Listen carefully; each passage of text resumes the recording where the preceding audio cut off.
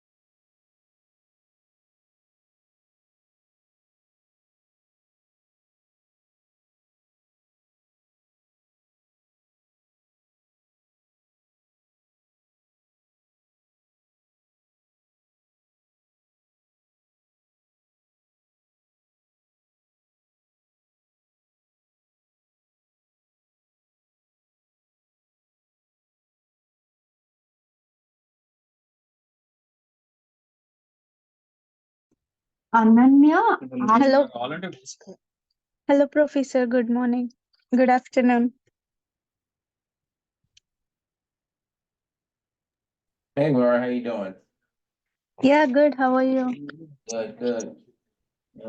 Zoom today, no class today? Yeah, because I'm not feeling well, so Okay, no problem. thank you. Okay.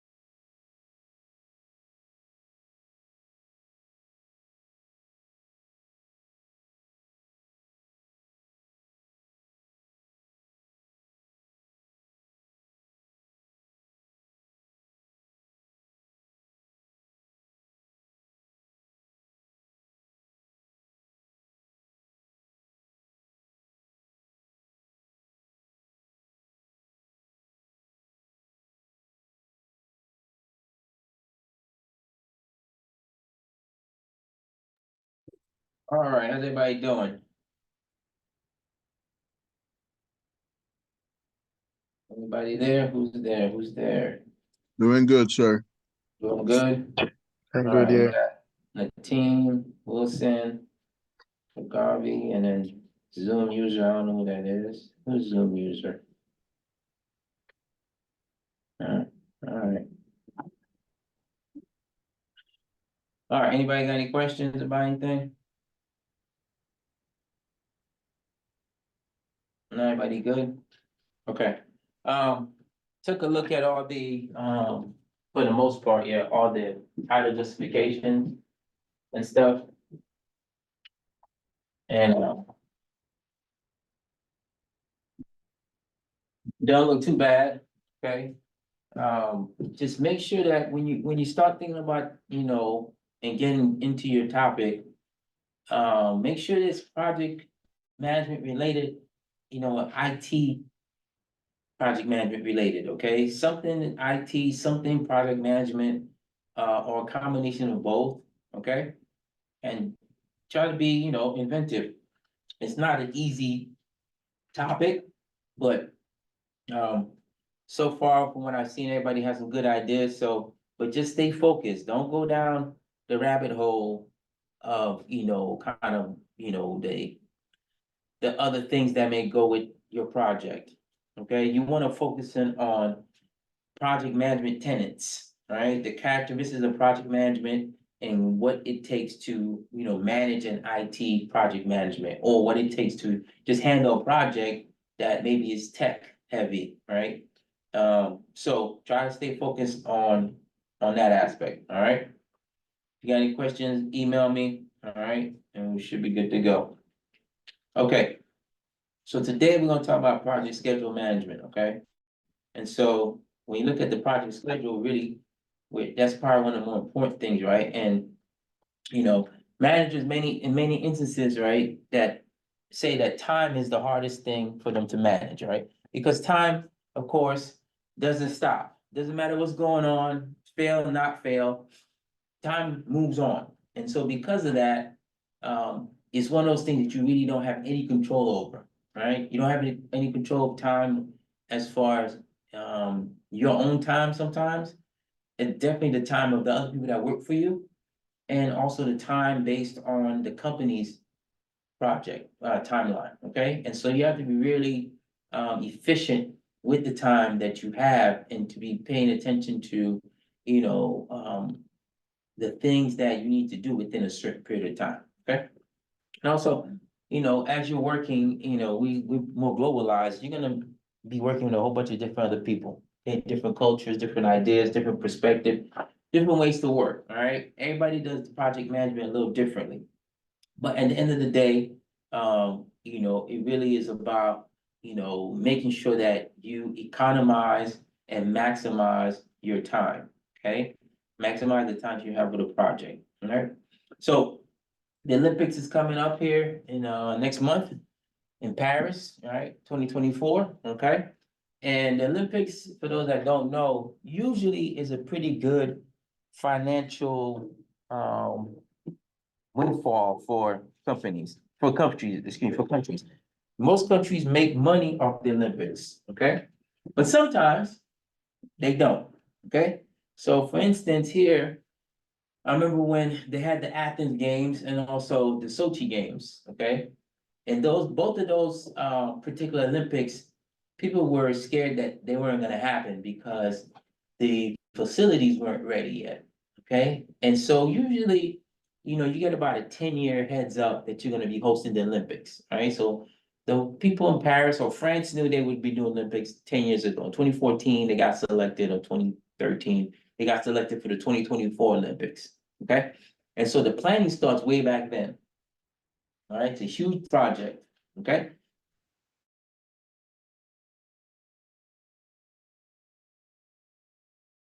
Because you got all these different pieces. So you have a huge team, thousands of people, all right, that are working on the Olympics, okay?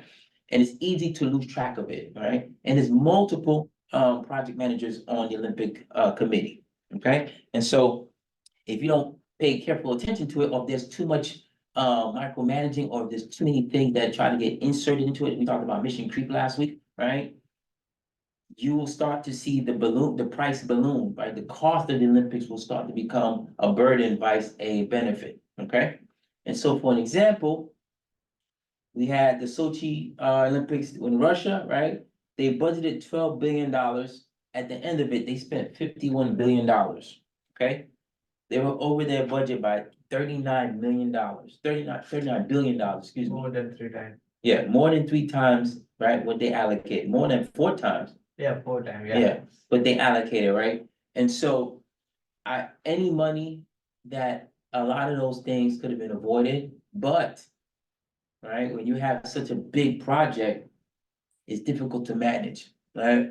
Because you have to have a light, tight rein on every little interaction that's going on. And so people individually will start doing things and say, oh, it's only $1.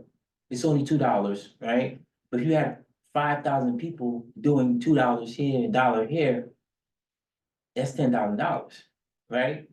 Extra. Now imagine if that happens every day, right? For a month. It's too expensive. It's expensive, times 12, right? For the 12 months, you're spending $30,000 or whatever it is, more than that, I'm talking about $300,000, right? Per month. Multiple, no, $300,000 per year, excuse me. Multiply that by 12 or 10, all right? It's multiple folds. Right, it's $3 million right there off the top of just extra stuff, and that's just me being conservative, okay? And so it's important that, we really keep track of, as things go on, right? That the project managers that are involved are keeping pace with what is really going on, right? Because the cost can overrun very quickly. Now, not a lot of people have experience in, doing Olympics because it's such at a high level and it's such a global event, but the country that's hosting it has a very vested interest in making sure that, one, they have the facilities already kind of there, okay?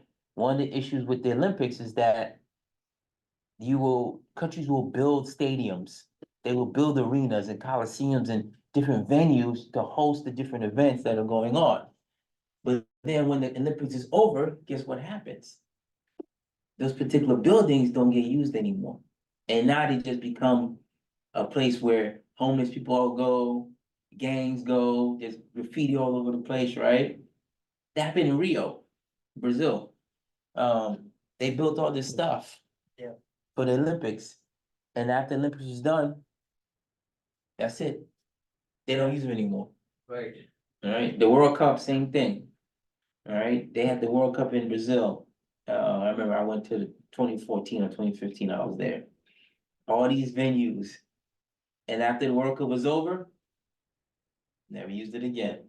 Okay, the World Cup only comes every 4 years, all right, and it's rotates just like the Olympics, all right? And so you gotta be careful, okay?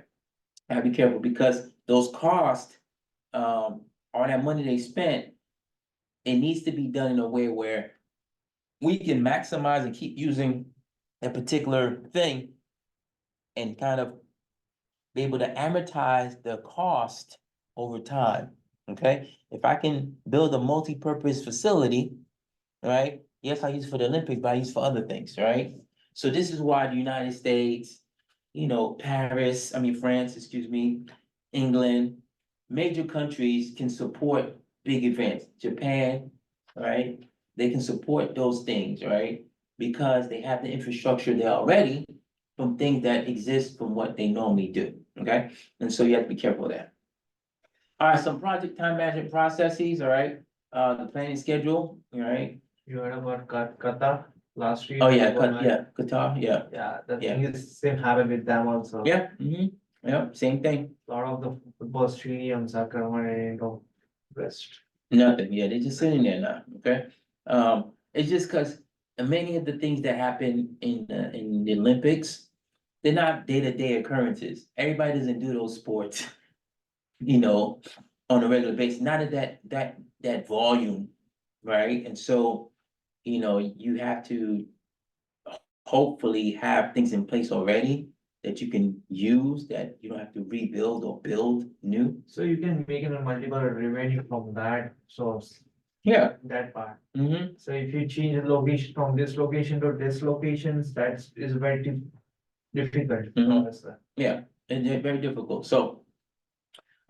It's important that, you have some good planning schedule management, right? Hey, right, you gotta plan the schedule out, right? But you need to be able to have a very good familiarity with your schedule, okay? So planning schedule management is important, all right? Defining activities is the next step, okay, next process, all right? What task, what things need to be done for each particular thing, right? For each event, for each task, for each subtask, what are the activities that I'm looking at, right?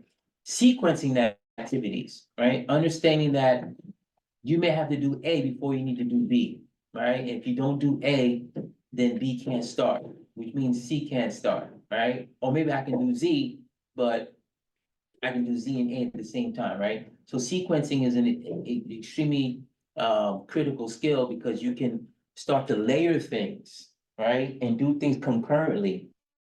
All right, as A, B, C, D are going, they're going at the same time, and they may be using the same resources, which is fine, right? If it fits within your timeline, right? But you won't know that till you actually sequence the activities, right? You gotta know what the activities are and then kind of put them in order. What makes the most sense for me to do, right? You think about if you wake up in the morning or when you wake up in the morning, right? And you need to be out the door by 10 and you wake up at 7, right? Between 7 and 10, what activities you need to do, right? And you kind of prioritize those things. Well, first thing for me, I need to, get myself ready maybe, right? Brush my teeth, wash my face, take a shower, get dressed, right? Or some people, first thing for them is use the bathroom and then they go get their coffee or tea and they sit down for a minute, right? Other people, it's go to the gym. Some people, it's, do whatever. They read, they pray, they meditate, whatever it is, right? But they have a sequence, right? Okay, I'm gonna do this. It's gonna take me 30 minutes. Then I gotta do this. It's gonna take me about 25 minutes, right? So these are estimates, okay?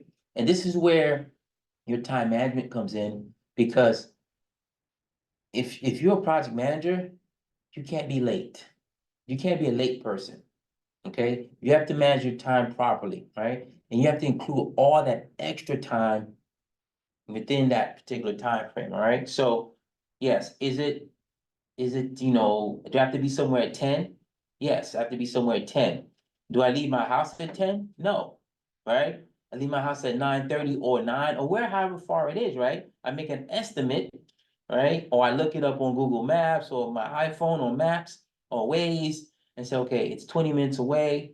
And then maybe I give myself an extra 10 minutes just in case of traffic. So I need to leave here at 9:30 or 9:25, right? To be there by 10.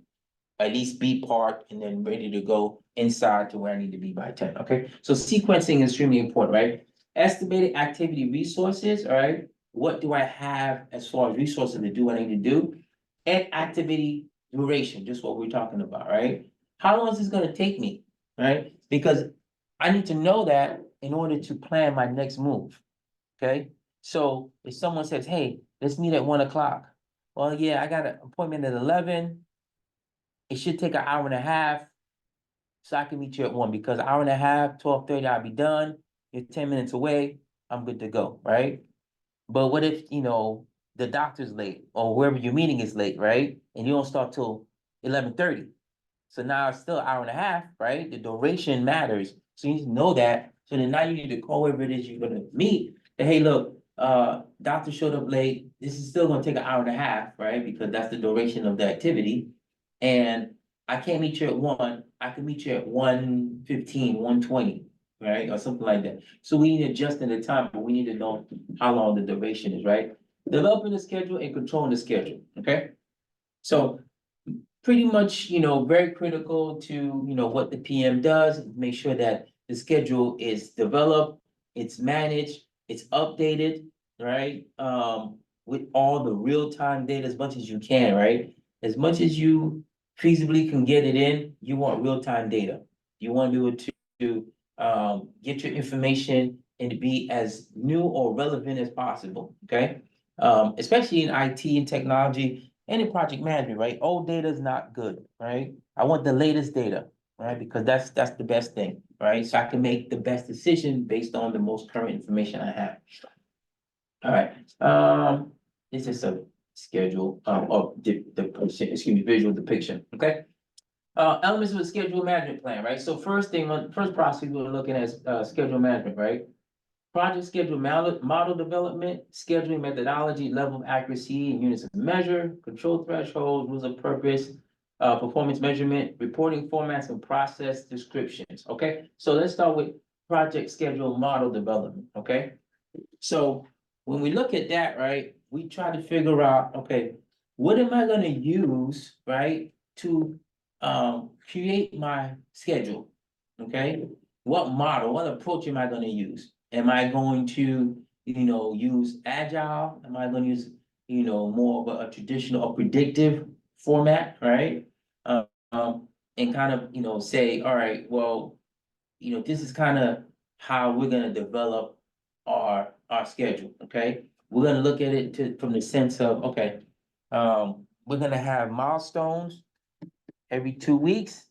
We're gonna use a agile approach where we have a scrum master, and then every 2 weeks, boom, we got a deliverable. We go back, deliverable, go every 2 weeks, or we just say, look, at the end of 3 months, we show the client a project, boom, or where we're at, and then check with them, see how they're doing. So different couple of ways, right? Schedule methodology, kind of the same thing, right? More of, okay, how do I schedule the folks, right? How do I schedule activities, okay? Level of accuracy and units of measure, okay? Now, this is probably a little more technical, but you still need to have an understanding of, okay, how are we measuring success? Right, from a PM standpoint, right? Is success, getting, that meeting the requirement for that particular deliverable, right? Getting it all done, getting it the way we want, or success just kind of meeting certain goals, right? Within that particular task, okay? So when you look at that. Control thresholds, all right? How do I manage decision-making really, okay? How do I manage the people, the decisions that they're gonna make, right? And sort of what things happen and what things don't. Okay, who has certain authority? Who can I delegate to? Who doesn't have the authority? Is just basically just a participant in the whole process, right? So the control mechanisms have to be in there to say, look, anything that's over $500, I need to sign off on. If it's less than $500, you can buy it, that's okay. But if it's more than $500, you have to send it to me, and then I'll approve it. I'll let you know yes or no, either way, because I have my own controls. My boss, whoever is in charge of me, may say, look, anything, over $10,000, I need to know about. If it's less than 10,000, you do what you want, okay? Those are all controlled measures, right? Who can sign for things? Okay? Because when you sign for things, that means you're taking custody of it, right? That means that you accept the condition it's in. Right? And once you accept the condition it's in, it's over. That's it. You've accepted it. Now we open it up, it's defective. You signed for it, but guess what? The company that you signed from, they're off the hook. Guess what we gotta do? We have to buy another one, right? We can call them and see if they'll replace it, right? Or they'll do something for us. But more than likely, if you accept it, you receive it, or take receipt of it, it's yours, right? And so who can sign for things, who can't sign for things, right? Who can make decisions as far as moving personnel around, right, to different things? Can you, if there's a deadline or you're working on a particular task and you need help, can you just say, hey, man, get off what you're doing and come help me, right? You have to set those boundaries, you have to set those guidelines, right? That's where the control thresholds come from. Rules of performance measurement, we kind of talked about that already, but at the end of the day, we're really looking at, okay, how well is the team performing, right? How well are we performing as far as a whole and getting towards our end goal of finishing this project, right? Reporting formats, extremely important, right? But again, that is something that you will kind of tailor to your preferences, all right? Unless your boss says, look, I want the report to look like this. You'll tell the people that you're on your team, like, look, every Friday, I'm gonna send you a template, and every Friday, this is the report I want, okay? Who, what, where, when, and why. It could be one PowerPoint slide. That's kind of how I used to do it. One PowerPoint slide every Friday, right?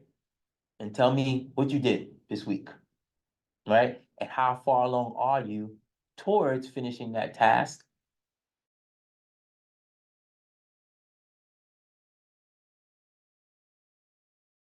That's contributing to this overall task. Right? If I'm doing more of an agile approach, I'll have, everybody more of a predictive approach where,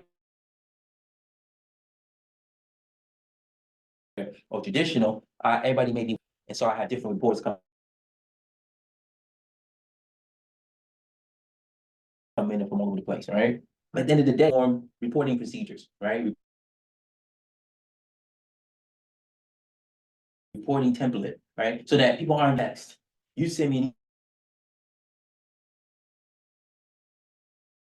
an email, somebody sends me analyze it, summarize it, okay, and give my boss a report that's easily readable, understandable, right, and has all the points that I need, so that they understand what's going on and they feel comfortable in knowing that the project is going in the right direction, right? So that's important. And then process descriptions, basically just outlining, okay, what is it each thing that we're doing, sort of like, what's each thing entail, okay? What is this? This is the reporting module, okay? Or this is the control and monitoring piece, right? Or this is, the quality control aspect of it all, okay? So each process kind of, you go through and kind of lay it all out, so you'll understand that we're all on the same sheet of music when we say, this is 80% done. Okay, what does 80% look like? It looks like this. It looks like, we have 4 out of the 5, we have 3 out of the 4 tires on the car. That's 80%. Okay, that's 75%, but you get my gist, right? That's how we measure it, okay? So we have to kind of lay that out as to how we're going to describe these different processes so that we all understand and we're on the same sheet of music. Hey, okay? All right, next thing is, we're doing the activity list, right? And so defining activities, okay? All that is a list of collection of the activities that are gonna be included on the project schedule, okay? So when we look at the activities list, it can have a number of things on there. Usually, if you use the Microsoft project, the activities list will have the activity, the name of the person that's involved with the activity, when it's happening, the duration of time, how much it's gonna cost, if that's the case, right?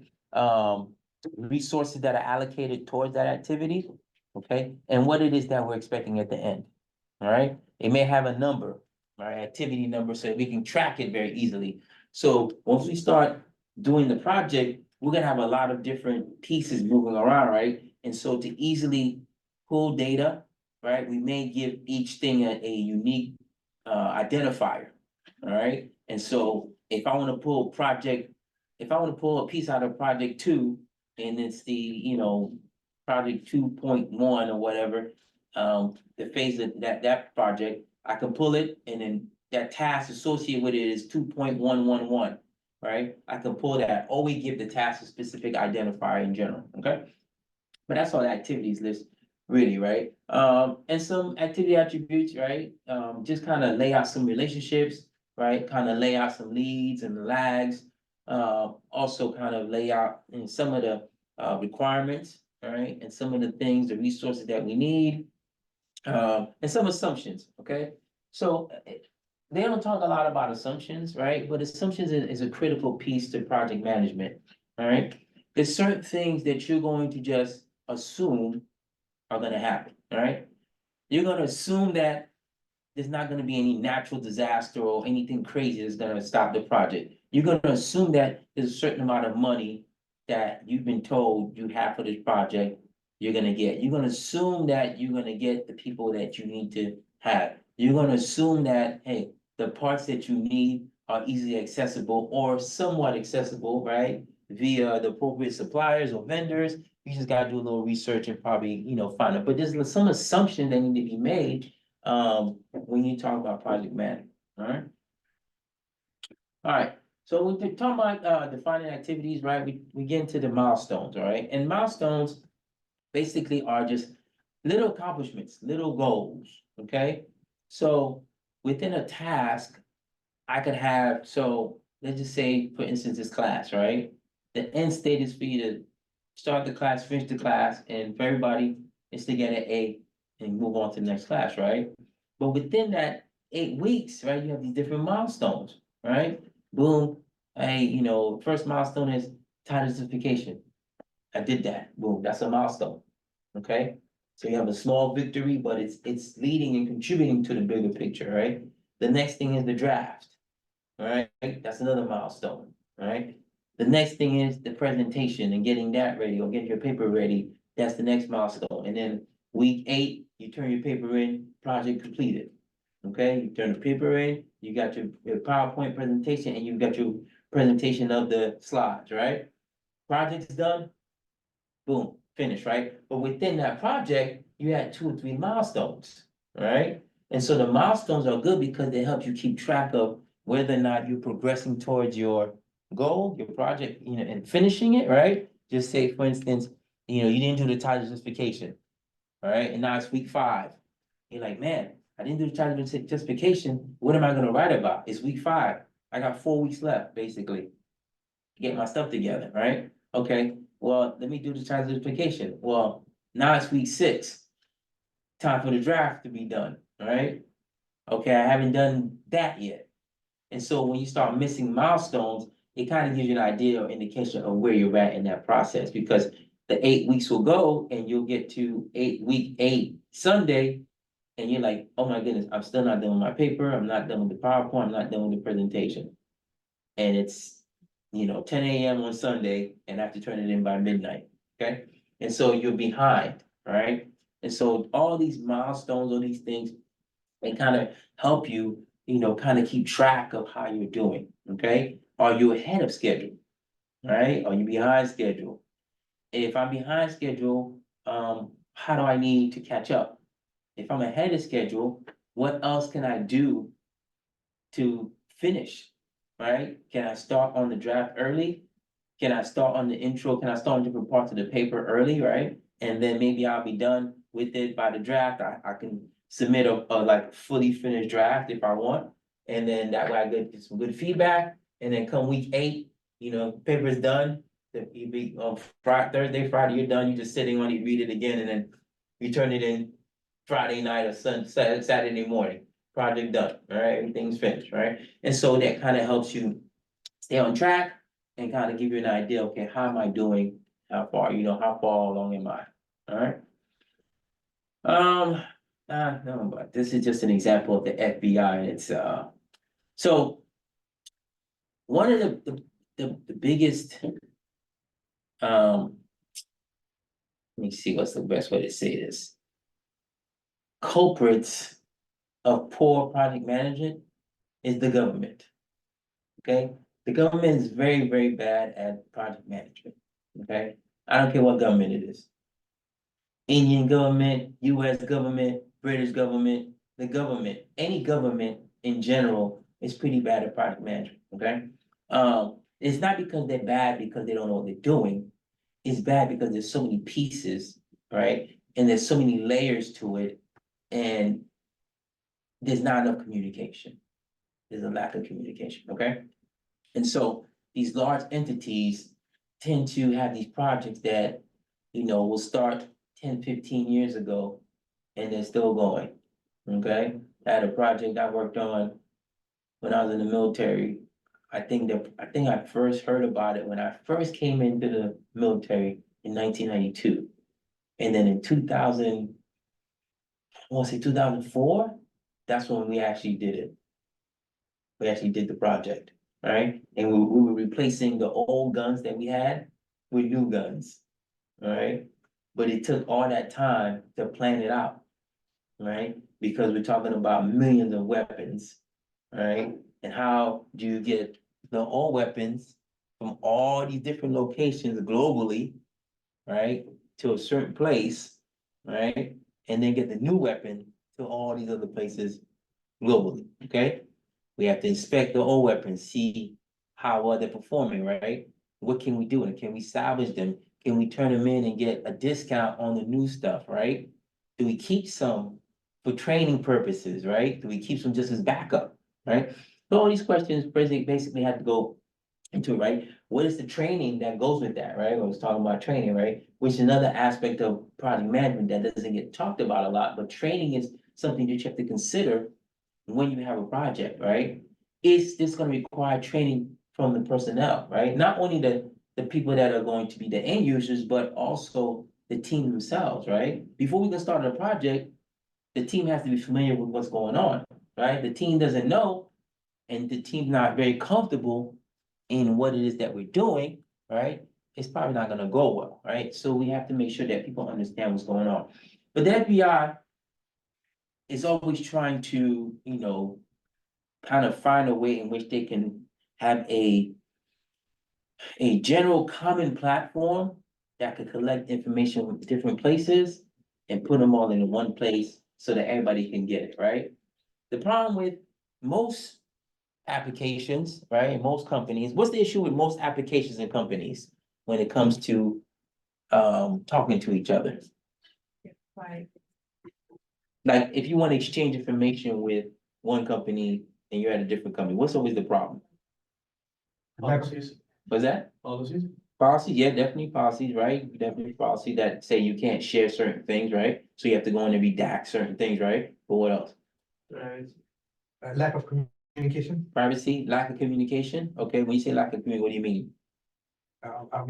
They don't communicate to each other that well, could be a number of reasons, could be due to lack of trust, due to Think about it more from an IT standpoint, more of a technical standpoint. Security. Security, right? Okay, right? We're having that right now, right? With TikTok, sort of, right? This is security things, a national security thing, right? But most times, what it is it's a lack of interface. Okay? There's nothing that we can use to interface and exchange the information in a way that both systems understand it. Okay? This is why you kind of have, for those people that code and are more into, the AI or the machine learning side of it or SQL side of it, right?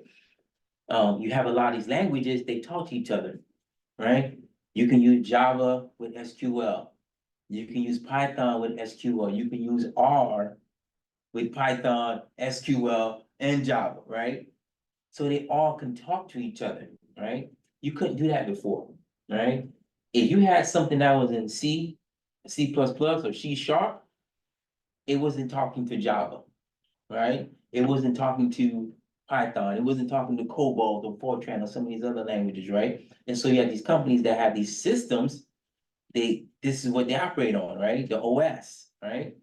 This is why when you have an Apple, right, as compared to a PC, you gotta have certain things if you own an Apple. If you know an Apple, you own an Apple, you don't Mac, right? So if you try to hook up to anything here, it doesn't work, all right? The PC has a very user-friendly interface with most things. Mac doesn't, okay? And typically that's the issue. The interface is terrible, okay? And so the FBI runs into this problem all the time, right? Especially to what you were saying, the security aspect of it, all right? Because the information FBI has is all secret, classified, highest level type stuff, right?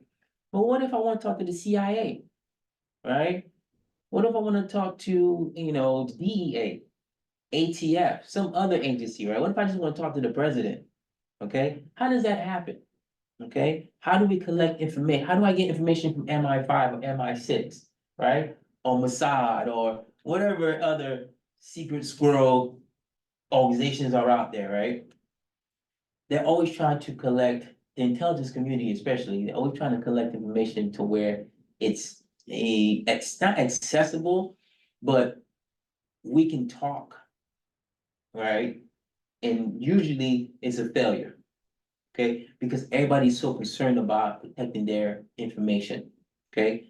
I don't want you to just come in back door because we have an interface and you just walk into my database or walk into my server, right? And get all the information you want and you walk back out, right? This is what we call hackers, right? That's what hackers do. Hackers create a backdoor, right? They code so that these things connect when they should connect, right? And so that's a special skill set. But the FBI went through this and they were trying to build a system to where they could collect intelligence and keep it, one place and have it come through one server, one database, but it's difficult, right? Because the information comes in different formats. Okay, one of the things that we do in AI machine learning, right? We do exploratory data analysis, right? But before we do that, we have to clean the data, right? 95% of artificial intelligence and machine learning is cleaning the data, right? Normalizing it, standardizing it, making sure it looks the same, taking missing values out, right? And then we look at the parameters and see, okay, what makes sense? What's correlating in the right way, right? And then from there, we kind of start building our model, thinking about the parameters that we want to use, right? But they tried, one system and then that didn't work. They went to another system and that still didn't work, okay? FBI is a government agency and government agencies tend to be very, very big, cumbersome and slow. A lot of red tape, okay? Because there's so many layers and there's so many things going on. And people they don't want to let the left arm know what the right arm is doing. All right? And so if you have a system like that or organization like that, it's gonna be difficult to find something that integrate the two systems to where they can communicate because people are worried about, security, right? And breach of information, that kind of thing, right? Especially nowadays, every time you turn around, there's a breach, right? Somebody's hacking into the system and all the information is gone, or they wanna sell it, or they take the company ransom, right? This happening a lot, where hackers would just go, hey, we took over your network, we took over your servers, give us $20 million, and then we'll give it back to you, all right? Happened, what, a few weeks ago, okay? Happens all the time, right? Company's not gonna say that, they're not gonna tell you that, right? Because they don't want you to lose faith and trust in their systems, but if it's anything that's codable, anything that's IT and network of infrastructure can be hacked, okay? It doesn't matter how much security you have. There's always somebody that's gonna figure it out, all right? It doesn't matter, okay? So they had that issue and I don't know what they use now. I'm not familiar with FBI and all that stuff. I worked with them a couple of times, but who knows what they use and how they do it, okay? All right. Sequencing activities, all right? So when we look at sequencing activities, we're really looking at the relationships between things, right? Or dependencies, as they call them, right? How am I going to, kind of start prioritizing my activities? Okay? If I have 6 activities and I don't know which one to do first, right? I kind of have to look at what my end state is, right? What am I trying to get to, right? So example, I was in, like you get up out of bed, you have an appointment at 12, right? You got 4 or 5 different things to do, right? How are you going to do them? What's your sequence? Do you get up, get your coffee, your tea, you sit down on the couch for a minute? Or are you more or less like you get up, you get in the shower, you get dressed, and then you sit down, you have a cup of coffee, your tea, and your breakfast and that kind of thing, and then look over your notes or whatever it is. Then you get in your car, oh, wait a minute, I gotta get gas, I gotta throw that in there, right? So sequencing activities is important because you need to understand, okay, what the activity is, where am I going to do this activity? How long is it gonna take, right? Not only how long is the activity gonna take, but how long is it gonna take me to get there? Okay, are there any post-activity activities? Right? Is this something I need to do, right? If I plan a party and when everybody leaves, am I have to clean up, right? And how long is that gonna take me, right? And am I gonna have to pay for that? So if I'm renting a space out and they say, hey, you can rent the space for 3 hours. Okay, great. Does that include 3 hours, that inclusive of me having to clean up? Or is that 3 hours for the party and then I get another hour free to clean up, right? Or are you gonna clean up, right? And so those are all questions, but you need to know those things in order to plan properly, okay? All right, so you got three different types of dependencies, mandatory dependencies, right? You kind of have to have them, right? Where one thing has to happen before the other thing, okay? Or one thing has to finish or something, it's an imperative. It's not like, oh, I can kind of do this at the same time as I do that. It's a hard and fast, like, hey, this needs to be done, then we can move on to the next thing, okay? Discretionary dependencies really depends on, hey, how you see things. Okay, it's up to you. Like, I can do A, B, C, or D. I think I'm gonna do B because I think B's easiest and I like it the most and everything's right in front of me right now, so we're gonna knock B out, right? And then you got external dependencies, basically between project and non-project activities, okay? And this is something you gotta be very mindful of, non-project activities, right? So you got a team, and guess what? The team has the project is whatever, right? But at the same time, the company is having a retreat. All right, that's a non-project activity, but guess what? Everybody needs to be at the retreat. So that's time away from the project, right? You have to plan that in, right? Holidays, non-project activities, right? Now, that's not to say you can't work during the holiday, right? You can work during the holiday if you want, but not required. Okay, you shouldn't be working like because you're not getting paid. Well, you may be getting paid, right? You may be salaried, right?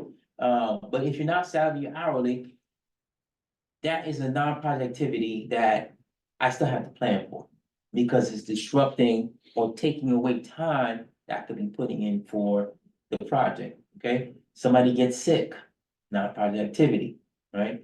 Somebody gets promoted and they move on to another position, another department, non-project activity, right? So you have to make sure you kind of lay out the possible activities that may happen that are non-project related, okay? It may take a stray, all right? So, you're looking at sequencing activities, network diagrams, a preferred technique for showing activity sequencing, right? And we kind of looked at, the network diagramming, and I kind of showed it to you on the board with the nodes, sort of, right? But there's a couple different ways to do it, right? There's the arrow format and the precedence diagramming format method, okay? So this is the network diagram, right? This is more of what you'll see out in the real world, okay? Especially if for technology, IT, AI, machine learning, computer science, you normally deal with nodes, right? You don't typically deal with Gantt charts and that kind of thing, right? You can, sometimes you do a Venn diagram and stuff like that, but you typically are gonna go here, right? Because nodes are easy to follow. You can, kind of lay stuff out visually, and you can lay out different things. You can put different weights or heuristics on it, all right? And you can have where you can see each entity and the different tasks or activities that are going on, right? And so for this particular diagram here, we have 8 activities, okay? And so activity 1 or A is equal to 1 day, okay? Or node 1, I should say. Activity 1 is 1 day. Activity 2 is 2 days. Activity 3 is activity C is 3 days. So from here, right, the beginning to here is gonna take 1 day, okay?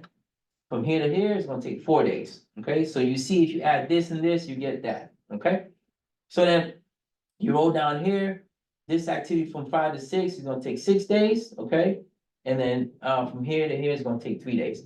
And so in order to, so right now, the next one, right? And all you do really is you add up these particular numbers, right? And what we're gonna be doing or we'll be looking for is something called a critical path, right? And so the critical path is basically the longest amount of time it takes to do something, right? Not the shortest, okay? We want to plan for the worst case scenario. What's the longest time, right? What's the longest route here? Is really what I'm looking at, okay? And that's what I'm doing my planning, right? If the longest route is, 17 days or whatever it is it adds up to, right? That's my critical path. That tells me that 17 days is the latest, right? Or the earliest, I can finish, sort of, okay? That lets me know, hey, if I do it, and we have all this, the longest path is gonna take me 17 days. That doesn't mean it's the shortest path, right? Or the quickest path, it just means it's the critical path, right? And that's the basis for your planning, right? I have 17 days at most to get this done, right? If something happens and something slips in one of those days, and I have to take 6 days instead of 7 days, instead of 5 days, excuse me, and I'm at 18 days, I've lost my critical path. I'm not gonna finish the project on time, okay? So arrow diagram method, all right, we kind of saw the activities are represented by arrows. President's method, network diagram technique which blocks represent activities. We'll kind of get into that, but like I talked about the other day, last week or beginning of the class, right? When you look at Excel, you'll see, or Microsoft, you'll see different shapes, right? You'll have these kind of things here. All right, you'll have a circle, you'll have arrows, right? And each one means something. Okay, each one means something. Usually this is a process, no, actually, yeah, it's a process, I think. This is a direction, of course. Alright, where it's pointing and where it's supposed to go next. This is a decision, I think. This is a challenge or what do you call it, bottleneck? Anybody know what a bottleneck is? Bottleneck? So bottleneck is basically something where it's an activity or something that's happened that's kind of stopping your flow, it's slowing you down. Okay? When you're driving on the road in traffic, or right, if you're driving in traffic, and then you have 6 lanes, right? And there's an accident and they take out 2 of the lanes, those 2 lanes are gone and it starts to get like this, right? It looks like a bottle, the neck of a bottle, right? If you think about a bottle, how a bottle goes from small to big or big to small, right? Down here in the big part, I have movement very freely, right? But as I start to move to the top, everything gets funneled into a very small space, like bandwidth, right? Think about bandwidth, all right? More bandwidth you have, the more data can flow, more information can flow. Less bandwidth you have, more traffic, right? More buffering and all that other good stuff, okay? So it's kind of like that, all right? Type of dependencies, right? Finish to start, start to finish, and start to finish. And we're gonna take a look at those right now. All right, so if you got finish to start, task B cannot start until task A finishes, right? So we can't start this till this is done, right? If you have a finish to start. Start to start, B cannot start until task A starts, okay? So they're basically gonna go at the same time. Finish to finish, B can't finish unless A is finished. Okay, so A has to be done, and then you can finish B, right? Start to finish, B cannot finish until task A starts, okay? And so depending on what it is, you have these different scenarios where, okay, in order for me to, who cooks here? Who cooks? Anybody cooks? Cook? Good? Yeah, it's okay to say I'm good, yeah, I'm good. At least I eat. At least you eat, right? At least you eat, right? All right, so cooking is very much, they may not talk about it in this way, right? They may or may not, I don't know. But this is very much something that I think about when I'm cooking, right? So when you start cooking things and you start putting things, think about what it is you're gonna cook. If I'm cooking steak, chicken, shrimp, and some rice, all right? What am I cooking first? Steak. Steak, Nice. rice? Chicken maybe? All right, which is gonna take the longest? The steak. No, the chicken. The chicken's gonna take the longest, okay? And so I'm not gonna start the steak till the chicken's gonna be halfway, right? Done, maybe, right? But that all depends on how you like your steak, right? So you gotta think about that, like, some people like their steak rare, some people like medium well, right? So you gotta plan that out carefully, right? So when you think about a restaurant, and when they put the food out, right, and it's all hot, all at the same time, okay? That's not by accident. That's because they plan it out, okay? Hey, drop the steak, right? You guys, you ever watch those cooking shows? You watch Gordon Ramsay or them guy, hey, drop the steak. I want to the steak. 3 minutes. 3 minutes. Okay. 3 minutes. I know I'm starting on the shrimp. Right? Because shrimp's fast. Okay. Or if I'm doing salmon, right? Hey, 3 minutes. Okay. Well, I might start the salmon a little bit sooner, but depending on how, what I'm doing with it, right? But you can eat salmon raw if you really wanted to, right? Sushi grade salmon, right? But if I'm cooking the salmon, I'm dropping the chicken. Hey, let me know when there's 10 minutes left of the chicken because I'm gonna start the salmon. Let me know when there's 3 minutes left for the salmon. I'm gonna start the shrimp. That way, everything comes out all at once. Okay? And this is kind of what this does to help you plan out your task. Right? Because there's gonna be most things are gonna have a starting point. But some things you can do at the same time. But other things have to go before the other thing, right? You're building a house.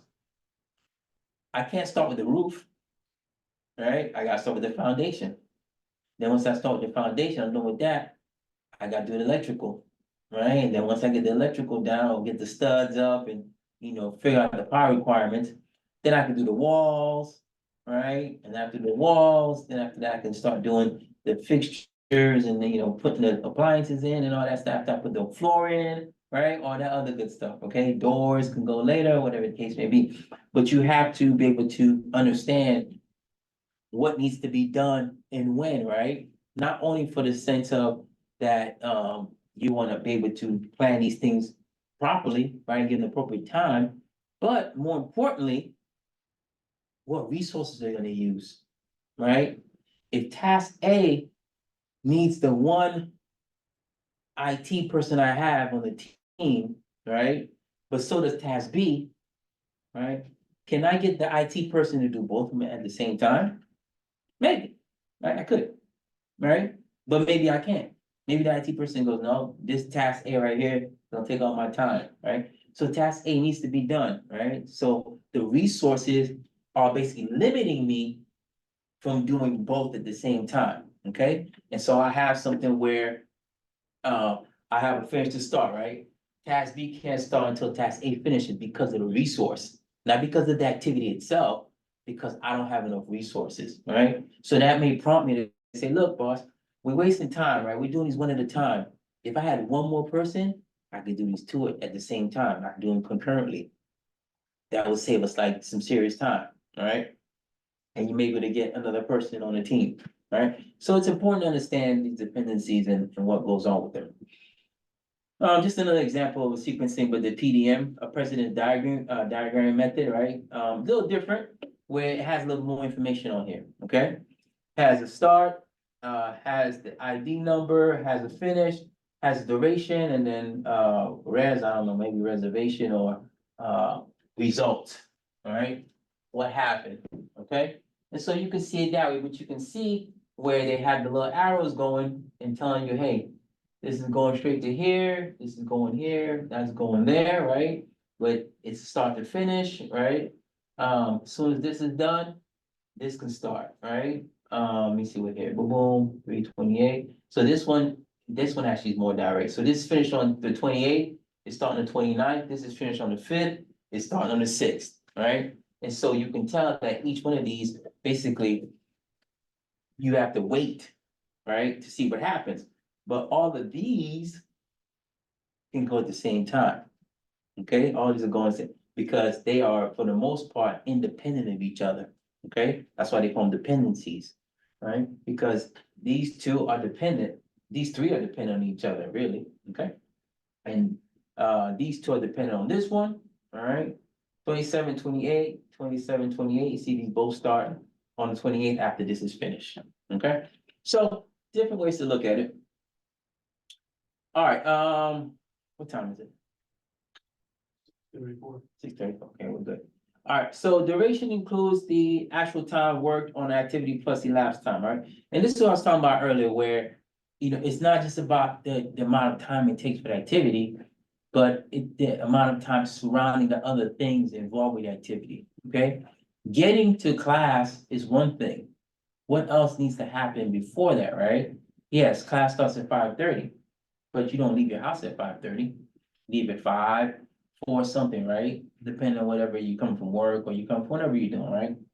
But you plan that in, okay?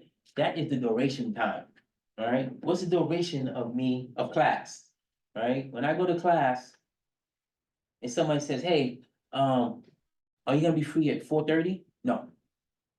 Because that's when I start my mindset, I start doing the things I need to do for work, all right? 4 o'clock, cool, 4:30 till 8:30, that's the duration, right? The class is actually only 2.5 hours, right? But the duration, right, is actually for me 4 hours or so. Okay, same thing for you, right? You come to class, we stay 2 hours or whatever the case may be, we leave, right? But the class is 2 hours, but the activity 2 hours, but the time for you to get there and then get back home, right? That's the duration, okay? One of the things that you have to really, focus on, and we talked about it earlier also, is estimates, right? Creating estimate and being able to estimate times, okay? Probably one of to me, easy to do when you've done something a couple of times, okay? When you haven't done something before, you're just trying to figure it out, it's a little bit harder to estimate, okay? But you should try at least, like, okay, based on, somebody else doing it, right? How long did it take you to do that? 30 minutes, right? And sometimes you'll see it on, if you're taking a questionnaire or even an exam, right? Someone may have taken an exam, say, hey, how long did it take you to do it? 45 minutes, okay. So in your own mind, you start thinking, all right, it's gonna take me about 45 minutes to maybe an hour to do the test, right? Okay, then I can start planning about the other things I need to do. So if I'm getting a ride, and the test starts at 5:30, it's gonna take me about an hour. I tell my ride, hey, be here at 6:40. Okay, then that would give me a little time, a buffer, right? To take the test, maybe there's a question that's really hard, take me a little bit longer than I thought, extra 5 minutes, right? And it gives me time to kind of, maybe if I have a question, and then walk out, right? And then 6:40, 6:45, boom, they're there, I'm walking out at the same time, you estimate it properly, right? So you have to be able to estimate and create those particular, timeline, all right? A 3-point estimate is an estimate that includes optimistic, most likely, and pessimistic estimates, okay? So in our day-to-day lives, we don't really worry about that, okay? We don't worry about what's the most optimal time, what's the time, and what's the worst time, right? We don't worry about that. But in project management, you wanna have these timelines, like, okay, worst case scenario, if we, the duration of this particular activity, what's the longest it will take? Okay, what's the longest you think it will take? Oh, surgery, for instance, right? Every surgery has a estimated time. This surgery is gonna take 5 hours. Okay, cool. That's the most likely, right? Optimistically, if I'm really feeling good and I can kind of see everything clearly, it'll take me 4.5 hours. Okay? Pessimistically, right? If I hit a snag or hit a challenge or something happens, all right, it's gonna take me 8 hours, right? Anybody ever driven to Vegas from here? No, everybody flies to Vegas, huh? Nobody, yet. oh, nobody goes to Vegas, huh? No? You guys have been to Vegas yet? Not yet. What? Who hasn't been to Vegas here? All of you guys? What? You gotta go to Vegas, okay? Just one time. We probably afford paying for the university. You can still go to Vegas with no money.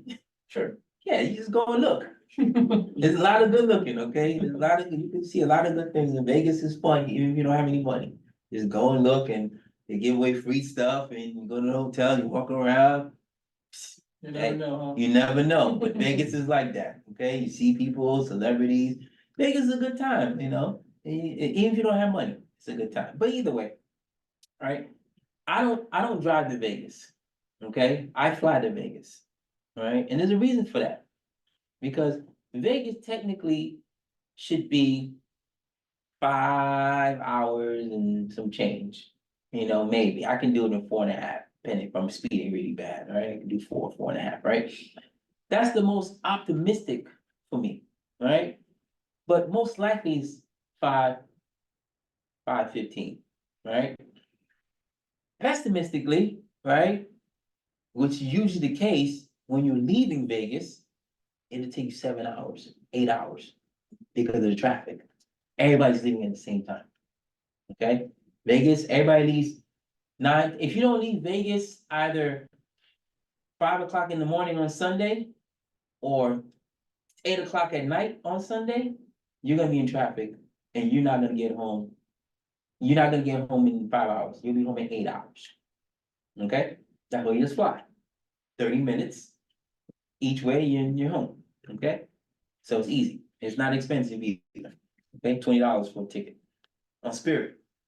Okay, it's quick drive, quick ride. Okay, I'm not saying if you guys want to go to Vegas, you check it out, but that's not here and there. All right, so you do a 3-point estimate, right? And like I said, 3-point estimates are needed for PERT and Monte Carlo situations. PERT is the performance review and evaluation, performance evaluation review something, right? And Monte Carlo simulations, all right? Anybody familiar with Monte Carlos? Huh? No, not the car, not the car, not the car. Monte Carlo simulations. All right, so it's more of a statistical thing, right? Monte Carlos are basically used to try to figure out the probability of events that are not likely to happen. Okay, or possibly could happen, possible outcomes that are really not determined per se, right? So what's the likelihood of, you walking out of this classroom and dying, right? Those are Monte Carlo simulations, right? And we use this a lot in AI, machine learning, because we start to look at the probability of something happen, right? Based on couple different criteria, time, right? What are the events that happen before and after, right? So we're looking at conditional probability, right? And so you'll see Monte Carlo simulations a lot, right? They use them all over the place. You're probably not gonna know it, but they use it all the time, right? To figure out, okay, what's the likelihood of us having another COVID? All right, it's something that's probably unlikely to happen, or possible outcome is very low, but nonetheless, we want to know what are the chances of something like that? What are the chances of you winning the lottery? That's a Monte Carlo situation, right? Okay, so those things, right? So you have a 3-point estimate, so you want to know what the best probability is, the best chances you have, right?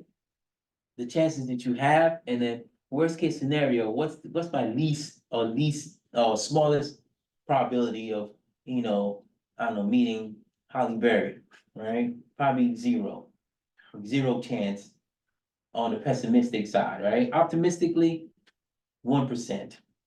Realistically, probably closer to 0, right? So kind of used in different situations, right? Talked about estimating already, but some people, it's hard for them to estimate, right? And that's why I was telling you that as a project manager, even if you don't have it as far as a title, right? You're eventually be in charge of a project, right? It may not be big, it may not be small, whatever the case may be, but one of the critical things you need to have, if you don't have anything else, is time management, right? You can't be a late type person, okay? You can't be last minute when it comes to project management. You have to be able to, kind of plan things out and estimate times on how long it's gonna take you to do something, right? So you can properly plan. So a lot of people, they're not comfortable with that, right? They're just not good at it. They have friends, no matter what happened, they're always late, okay? And sometimes, I don't know, for whatever reason,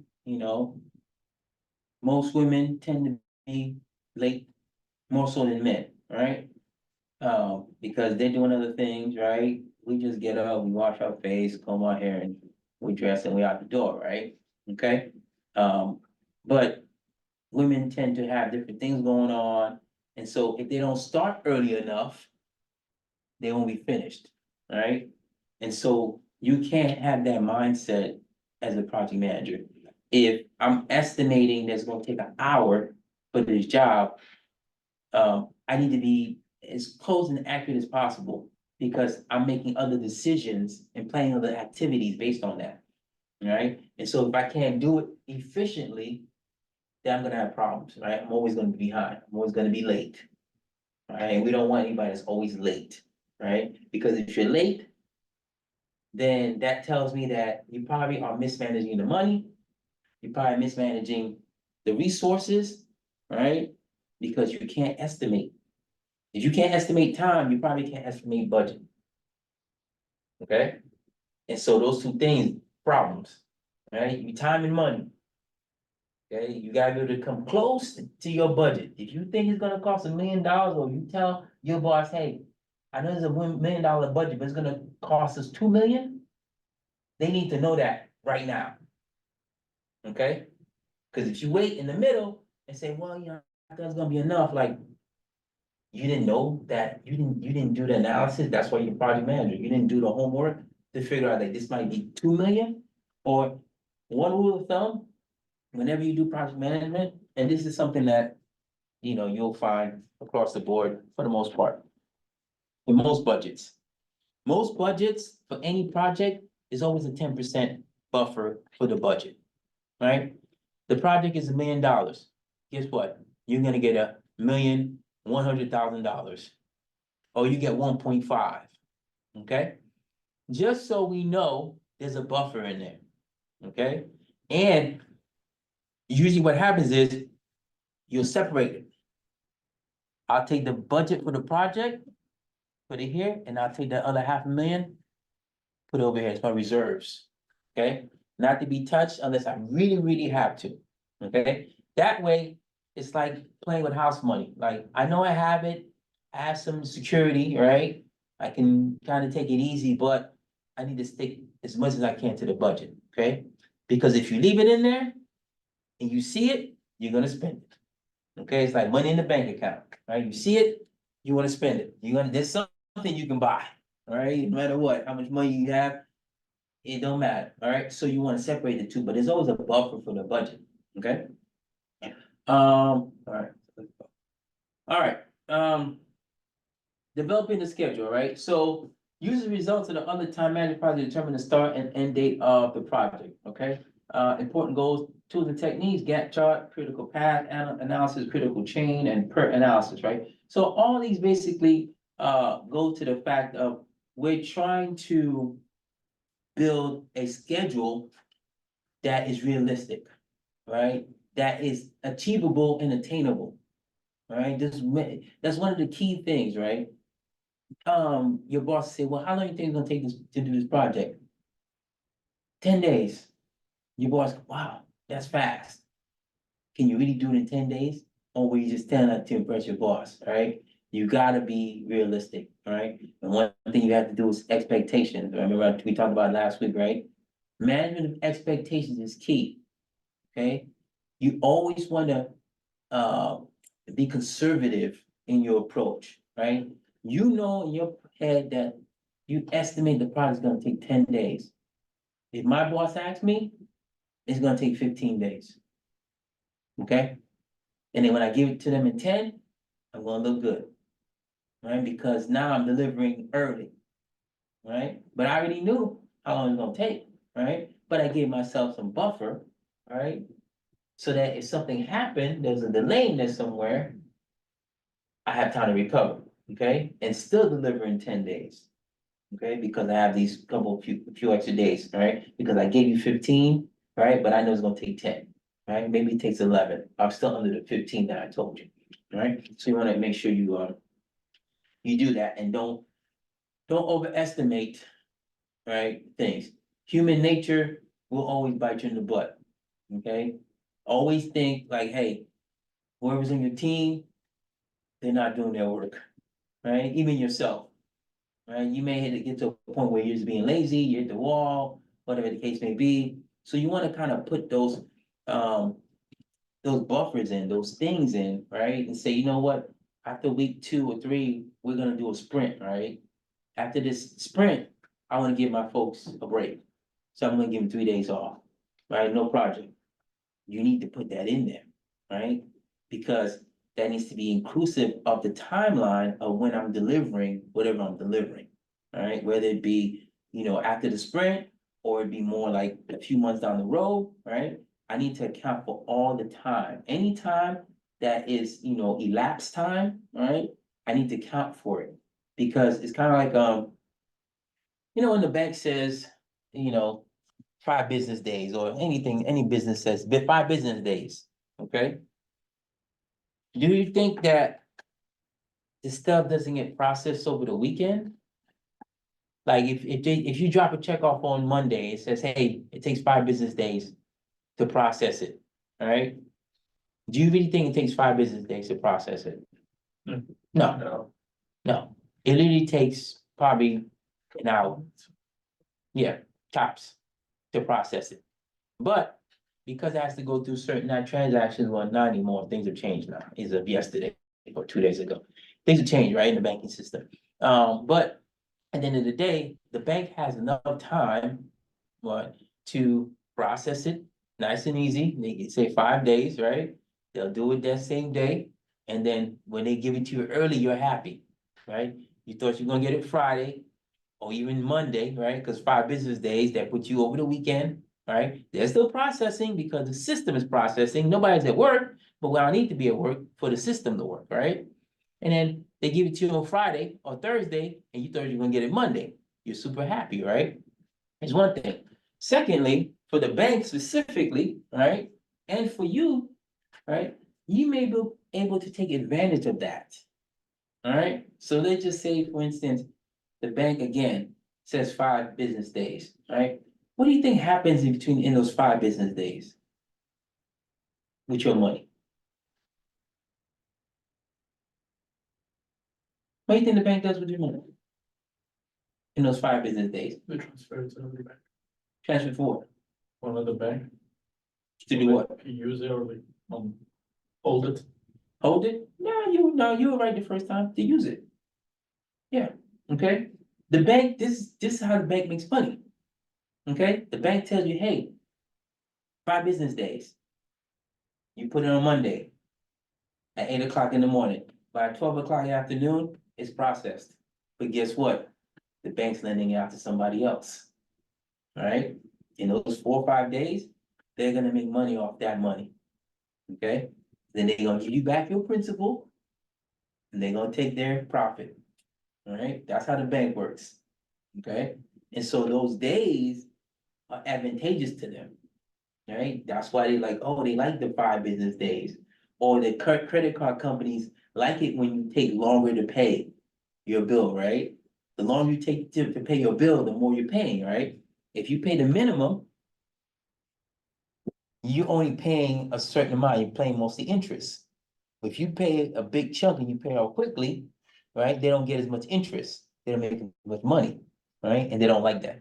Credit card companies don't like that. That's why sometimes you have a prepayment or early payment penalty, right, on a lot of things, right? Because they don't want you to pay early, because that means that they're not gonna make money off the interest from you, okay? So keep those things in mind when you're thinking about, your projects and, hey, okay, I got 5 days to do this, the holiday's coming up. Maybe I can get some of the team to work on Monday, right? That gives me an advantage, right? I'm getting a free day, sort of, right? And you can just ask, like, hey, I'll be in the office on Monday. I know it's a holiday. You're not gonna get paid, but if you wanna come in and work on a project with me, it'd be appreciated. But no worries if you don't. We got plans already good to go, no thing, right? But try to take advantage of that time, right? And get something for free, all right? And try to move ahead so that when people come back on Tuesday, they're like, oh, and they're like, wait a minute, we're ahead of schedule. How'd that happen? We came in on Monday, right? And so now we have an extra day, we're ahead of schedule, and we can finish earlier, right? Which means that people can go back and do whatever they're doing here, right? And we can close this project out sooner. All right, let's see here. Okay. standard format for displaying project schedule information, so this is, basically the graphics that I was just showing you, right? And so it's different for every platform, right? Every platform, generally, they use these particular shapes, the circle, the square, the rectangle, the arrows, the hexagon, or the octagon, whatever they wanna call it, the trapezoid and stuff like that, right? But then depending on the system, you know, like for, Microsoft Project, black diamond means a milestone, okay? Thick black bars, summary task, right? Light gray horizontal lines, duration of task, arrows, dependencies between tasks, right? And so as you see it here, Gantt chart for project X, right? You see the task, right? And you see the different timelines, but you see how they fall in with each other, okay? So you can see that this project this task is inclusive of this task here, right? So basically, H is gonna start, but J is gonna start at some point and finish at some point before H is gonna start, right? But they're going at the same time for a certain period of time, right?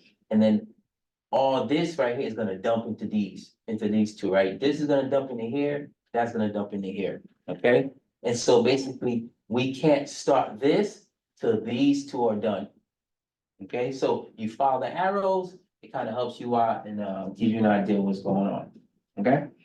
Again, if you actually go into project management, you're gonna, it's a lot of information, right? And you know, you gotta have to get familiar with the Microsoft project or whatever they're using, the agile tools and that kind of thing. But it's pretty straightforward, just a lot of information. All right, Gantt chart for software launch project, okay?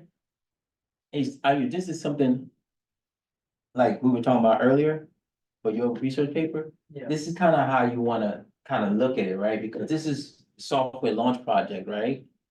Right. And so, you know, as we're looking at the different things to launch the software, right? Analysis, software requirements, the design, development. These are all categories that the PM is looking at, right? In order to make sure that, hey, we are implementing this software in the right way, okay? What training do we need? What requirements as far as power, right? And servers and personnel do we need, right? What is the design, right? The scope, remember I was talking about the scope, right? So this is a good example for you specifically on anyone that's for their paper or for any other projects coming up. If it's a software or some kind of platform integration project, right? Because a lot of companies are doing AI stuff now, right? And it's mostly an integration of an application. No one's actually sitting there and coding AI, right? They're just gonna go to NVIDIA or Google or whatever, hey, give me your Google Analytics or give me your BI, your business intelligence platform. What do you use? Okay, boom. I want to integrate this into my company, right? I want everybody using it. Well, everybody has to learn how to use it, okay? Everybody has to learn how to use Microsoft Excel, all right? Okay, well, how do we do that? How do we implement it, right? So the project is implementing the software, all right? And so this kind of helps you out. But you see, when you break it down, again, it does the same thing, okay? Where it has these little lines for milestones or, you know, whatever the case may be. And just kind of shows you from, you know, the timeline, not specific, right, dates, but it gives you a general timeline of, okay, this is gonna go from February to May. This is gonna go May, till, you know, June maybe, and this is gonna go June, boom, it's complete, right? But you can see, kind of get an idea of what are the longest processes, all right? What are the longest tasks, right? Who's gonna take the most time? You see, this is gonna take the most time, the pilot, right? Which makes sense, okay? Because I gotta implement the system and then I have to give people time to learn it, okay? And this is kind of where you kind of do the pilot, right? And then you deploy it, right? I do the pilot with about 50 people. Check it out, see how they do, and then from that, I get the feedback. The system is slow. It's too hard to learn. It's too many buttons. Oh, you know, the servers can't support it, right? We can only have 5 people at a time on it, right? You get to see all those things during the pilot. And then you kind of go back, right? And you go back to these other areas, right? But the pilot is done after you've done everything, right? You think, okay, I got a good draft. I got a good prototype. And then you kick the pilot in, and then whatever comes out of the pilot, you go back and you tweak, right? And then once that's done, then you go to deployment. Now, we've done the pilot, we've gone back, made the fixes and the tweaks, right? The system should be good to go. We're gonna deploy it, okay? We're gonna go full pitch. Now, we go and we put it in, everybody has it on their system. Everybody is going through training and learning how to use it, okay? We give everybody, a month. We set up classes, all right, every week. Different departments will go for the training, 1-day training, all right? And then after the month is over, the whole company's been trained.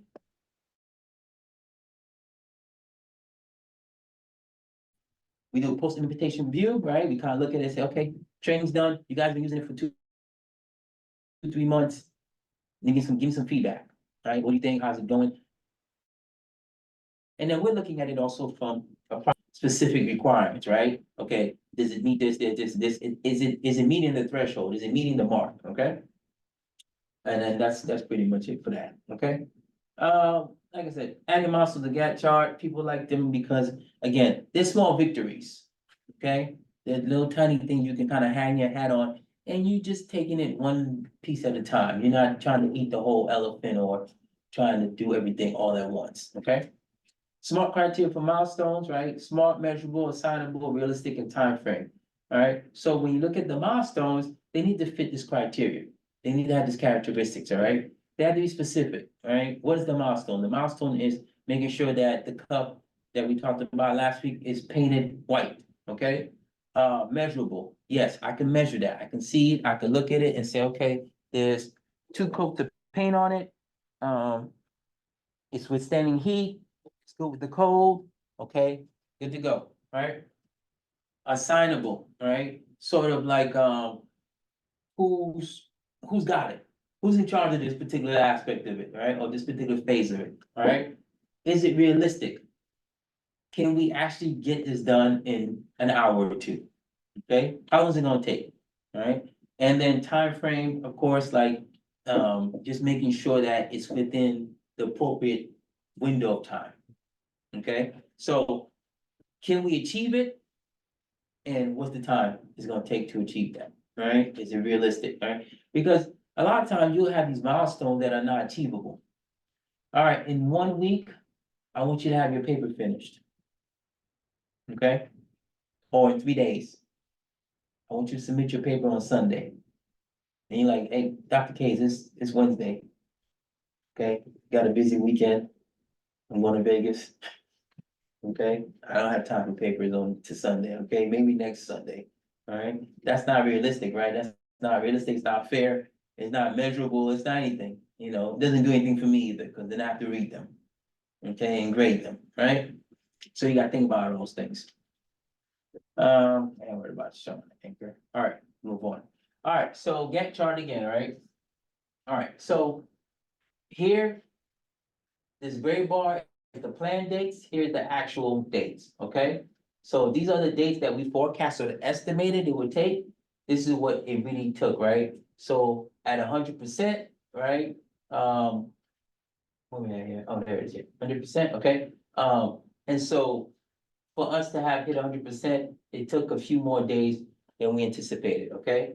But again, we started early here, we finished early here, okay? And so it's not as much time because we got a chance to start early. All right, and so when you look at, these things, most times. If you're within plus or minus 1 or 2 days of your task, usually okay, right? Because there's gonna be areas or times when you can start early and finish early and make up for it, right? What you don't necessarily want is too much of this. Where you planned it for this much, but it really took you this much, right?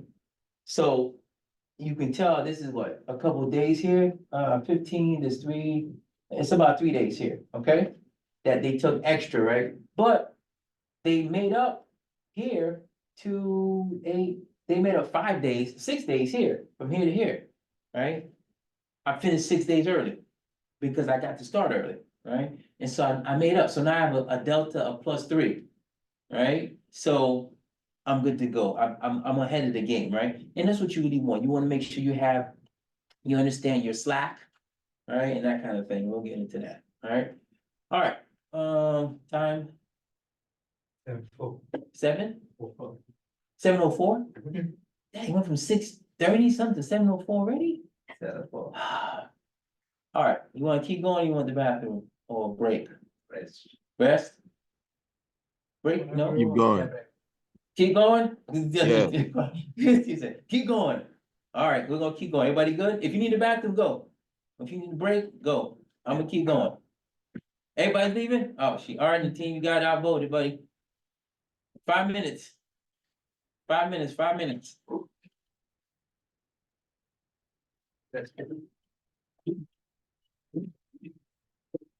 Oh, what's up?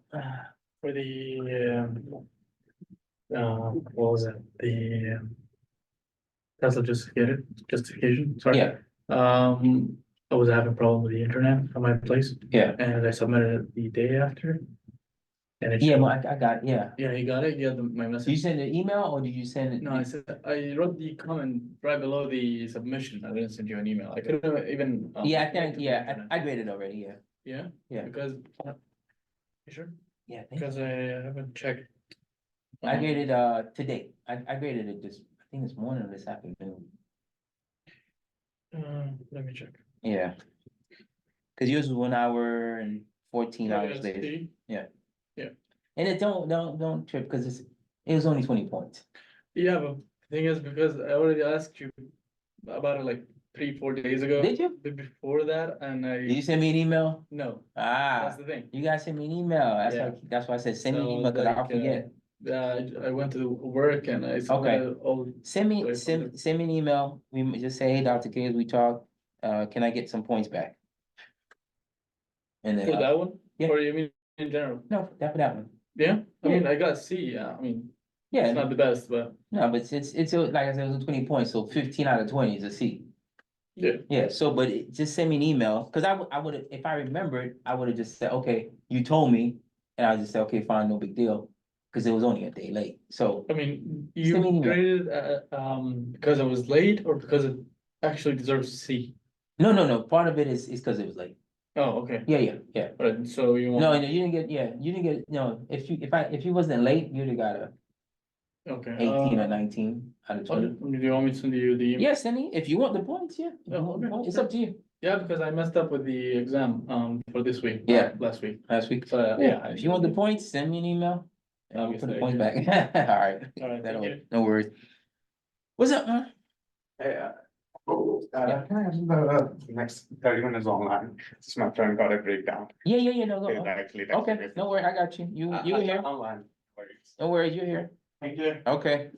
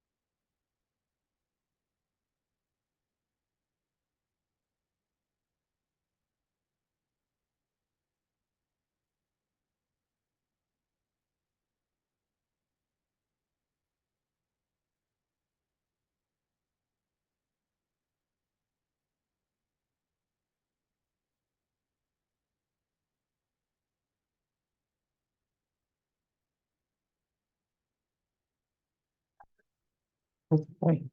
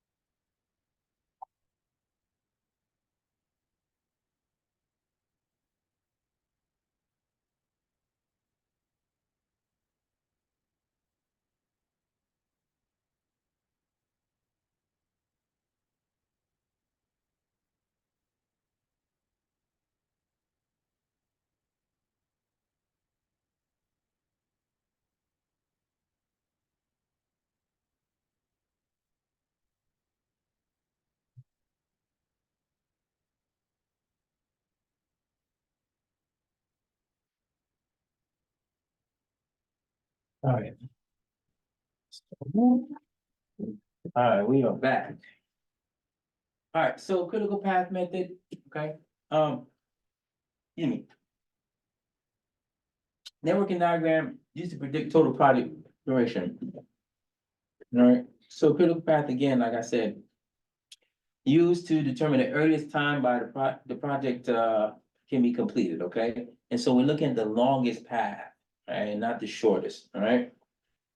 Let me see here, alright, so let's just go straight to it, alright? So if you look at the diagram, alright, same one from before. But here we're adding up the different paths to get to this particular end goal, okay? And so when we look at it, right? Path number 2, BEHJ, right, is the longest path, okay? And so we're gonna go, the critical path is path 2, 16 days, right? So we have that's the most amount of time we have to do the project, okay? If anywhere along the line that we slip up, doesn't matter where, if we decide to go a different path or whatever the case may be, right? If we slip up and the days go past the 16 days, right? We're basically not gonna meet the timeline for the project, right? But we know based on the critical path that that is the longest amount of time that we have to complete the project, right? All the other paths are, you know, what we're shooting for, right? We like the 9-day path, that'd be great, right? But at the end of the day, 16 days is what we would tell or what we would use to, you know, determine our path, or determine our timeline. All right? So pretty straightforward, critical path method, critical path in general, is used in a lot of different ways, especially in tech, right? When you start getting into AI and machine learning in the background and building neural networks and how it actually works, critical path is very critical, right? And understanding the cost, we call it cost, we don't necessarily call it the time duration, call it cost of going from point A to point B, Z, whatever it is, right? Through the different nodes, and then depending if you're doing forward propagation or backward propagation, right? And depending what kind of network it is and that kind of thing, right? And then depending on the weights and the heuristics that you attach to it, right? And so it's important to understand, like, okay, what's the most time I have to do what I need to do, right? And be able to still reach my goal and still have a few days, maybe if the things don't go so well, right? We call it kind of slack, right? And we'll get into that, okay? All right, so like I said, there can be more than one critical path if lengths of two or more paths are the same, right? So you as a project manager, knowing like, okay, I have 16 days to complete this, right? And you look at the different paths, you really want to look at the activities within those paths, right? Are those activities something that I can accomplish, right? Yes, I like to do path 3, right? But am I gonna have all the resources I need to get it done, right? In 9 days? If I can shift some things around and then make it happen in 9 days, that frees me up, that gives me a whole week, right? Based on the critical path, but I gotta have everything in line, right? But just because that you have the critical path, doesn't mean that's the path you're gonna use, right? That just is giving you your benchmark or your left and right lateral limits or parameters in which to operate in, so you know, okay, I have to have it done by no less than 16 days. If something happens along one of those lines, one of those nodes, and I slip a day, right? I can gain a day too, but I can slip a day, all right? So if I slip a day, okay, that's gonna turn my critical path into extra time, all right? And then I won't meet my timeline, all right? Because that critical path is giving me the most amount of time that I need to get to my end state, right? To the day that it's actually due, all right? All right, so I was talking about slack, right? So free slack or free float, okay? Any amount of time activity can be delayed without delaying the early start of any immediately following activities, okay? Notice it says the early start of any activity, okay? So the slack is the amount of time that I have, right? That if I don't start this particular thing in, so let's say I have 2 days slack, right? That means I can wait 2 days to start this next activity early, okay? Total slack or total float, amount of time and active may be delayed from early start without delaying the planned project finish date, okay? So one is more specific to a task. This is specific to the whole project, okay? What is my total slack time, all right? So let's just say, the project is, 6 months long, right? And it's due in July, okay? And it's January now, maybe it's December, and it's due in July. What's my slack time? So basically from, December, when I start till June, right? And they're due in July, I basically have a month, right? I have a month between the time that I started and the time I finish it. If I finish early in June, right, my slack time is basically probably a month or so, right, that I like to have. But you won't know till you actually sit down and you kind of look at the path and figure out, okay, what's each task gonna take, right? How many days is each one gonna take? And that gives you kind of your slack of, okay, how many days do I have to goof off, all right? But again, within your slack, you have to account for holidays, you gotta account for sick times, you gotta account for technical difficulties, you gotta account for back orders or backlogs of supplies, of materials, right? You gotta account for all that stuff in your slack time, right? And sometimes you may not, right? Because you assume that the things are there already, that it's easily, I got 10 different vendors or suppliers. I'm not gonna have any trouble getting this part. And then somehow, for some reason, all 10 of them don't have the part, right? There's a shortage somewhere, a backlog or whatever. Right? Okay, so I still have a few days to where I can go source it from someplace else and still stay on track. All right, and that's what you're looking at, all right? Forward pass determines the early start and finish dates, and then back pass determines the late start and finish dates, all right? And we're gonna go here, all right? Okay, so if you look at the legend, right, you look at each box, right? Early start, early finish, late start, late finish, okay? So you start at 0, okay? A, B, C.